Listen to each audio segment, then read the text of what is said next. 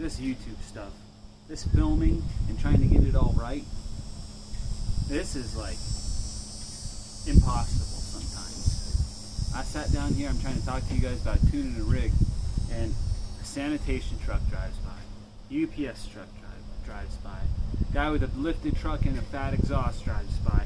Then he stops and says, "What you recording?" I said, "Bro, I'm just trying to help some people do a little video." And he's like, "Ah." And meanwhile, the truck's going the entire time. This is like my 18th take. So let this be a lesson to y'all. This stuff, man, I tell you what, props to all you YouTubers, man, because, I mean, I'm not even a YouTuber. I'm not even trying to make it, but this stuff is difficult, man. And it doesn't let up. The wind's blowing, the crows are out, there's dead fish all around. We had an algae bloom. So all these fish, I mean, the smell is just rancid. It's horrible.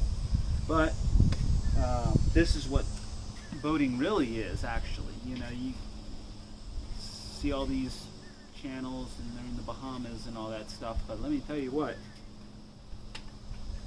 gets a little dirty sometimes. Anyway, enough about that. I'm going to show you guys how I tune my rig. I'm not a rigger, I'm not an expert.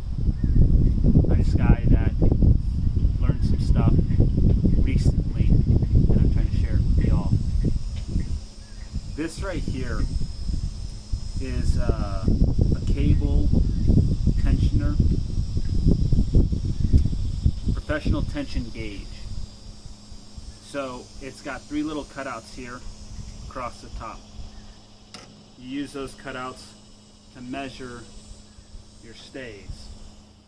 Your main stays are thicker than your forward stays or your back stay. Well, your back stay is that one back there, but these are thicker, these are thinner. That's what you need to know. They have different tolerances on this gauge. Once you find out what percentage you're tuning this to, then you can get your rig in tune. Now, the way that this gauge works is very simple.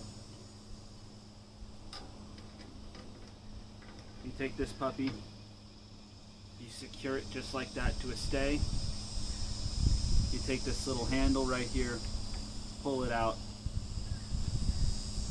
and the tension on this spring reads to a number across here. This number, for example, this one being 22. You then run down here and you see at 21 we're at 14%.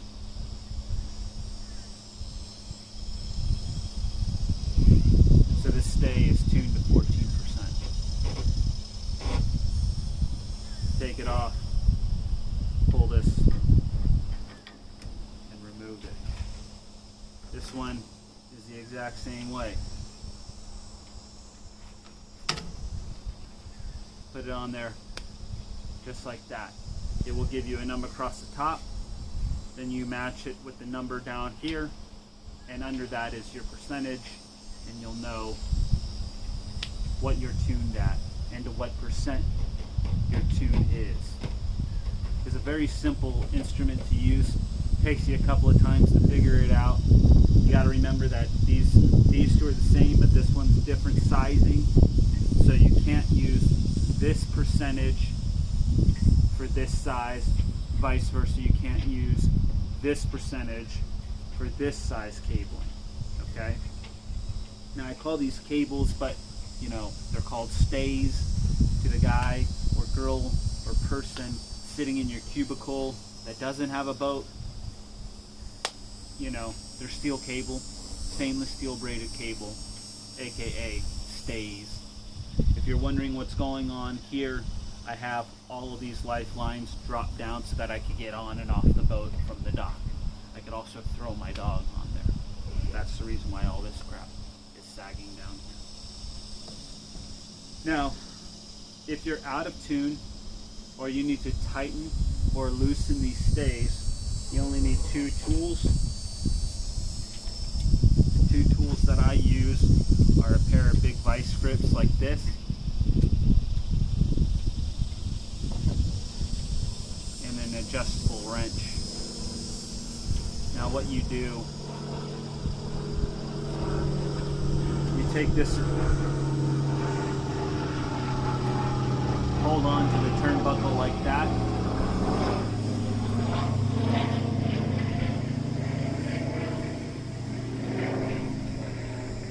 Got a World War II plane with a bad engine, it sounds like. But you take this pair of vice grips, you grab onto this guy right here, put this around the turnbuckle, and then you tighten or loosen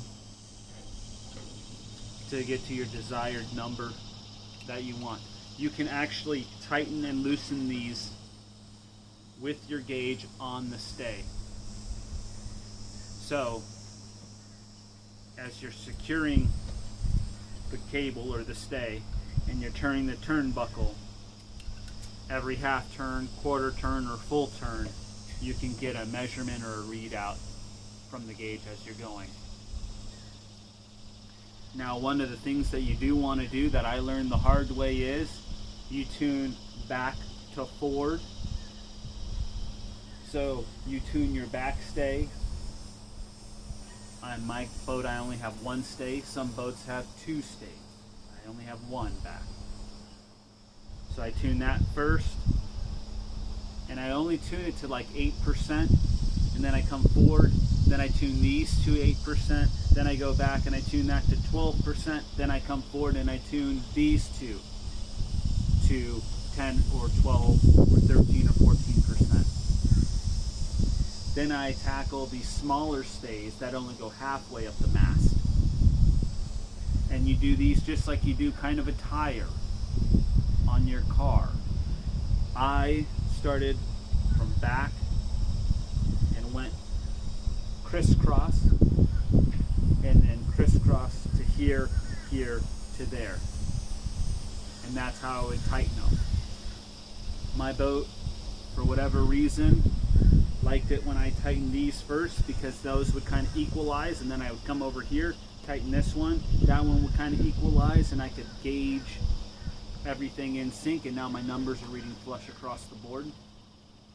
I don't get into the numbers or the percentages because, you know, sailors out there all have their opinions on what numbers and percentages you should be running, how taut your rig needs to be, how much slack you need to have. And now they're even taking these steel braided cables right here and they're replacing with Dyneema, which is a synthetic cable. A lot of race boats are using it. It's lighter. It's a lot lighter rig. I don't know. I'm not a sailor. I'm not a sailor enough yet to tell you whether steel braid stays are good or bad or whatever. I'm just telling you what a novice guy with 3 tools has done to tune his rig. All my numbers are congruent across the board. I really like the tautness. I really like where they're at number-wise and percentage-wise. And my mast is standing straight up and down. If you tighten these out of sync, so for example, if you tighten this one first, then you come to this one, then you go to the back, then you go over here, right, and you tune them out of sync like that, your mast is going to twist or bow all different types of ways. It's actually very important, because I did this the wrong way the first time, that you tighten everything in order. Back first, left or right midship stay, and then left or right rear, and then forward, and then back, and then forward. And you do the crisscross pattern.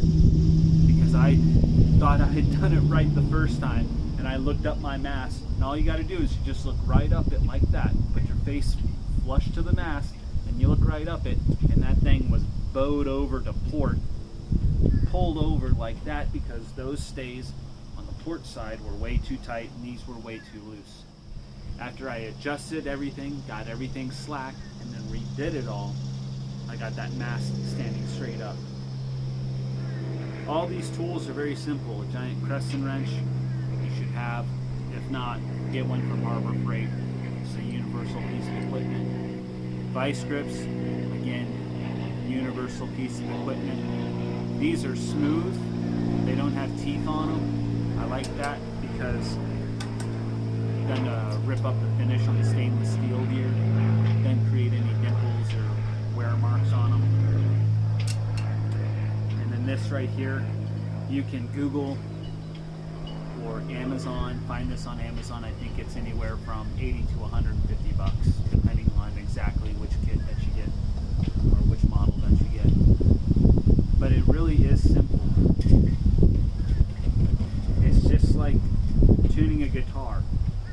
You'll notice after you've hit your numbers how much more in tune these cables are, and each one of them will feel taut and good and firm, so that, you know, if you do need to hold on to them, you can hold on to them, but they just feel a lot more connected to the boat. So that's pretty, you know, pretty simple tuning in a nutshell. Again, I'm not a tuner, I am not a rigger, I am not an expert. This is a very simple overview on what I did to my rig to get it in tune, and I'm very happy with how I did it, and I'd like to show that to you guys because nobody taught me this when I bought my boat. If you do want professional guidance, I would recommend that you use Mavericks Marine here at the Duck Creek Marina. Speak with Tyler. Tyler is the owner. He's also the guy that allowed me to use his gauge here, and kind of taught me how to do this so that I can kind of put it out here like this. Tyler is a good guy that I respect.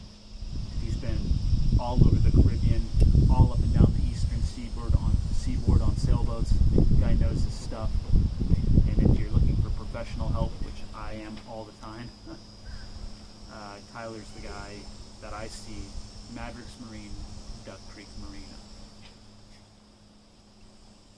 Other than that, it's pretty simple stuff. Get your tools, mount your gauge, turn your turnbuckles to the appropriate tension that you want, and you're ready to go. I do want to say there's one last thing. These turnbuckles operate on the reverse. It's not righty-tighty and lefty-loosey. Lefty is tightened, right is loose. That threw me off a couple of times doing mine. Still throws me off a little bit, but turning to the right loosens your stays. Turning to the left tightens your stays. That's a pro tip right there. You won't be fumbling around like I was for the first 20 minutes trying to figure that out. Alright, that's all I got. Happy sailing.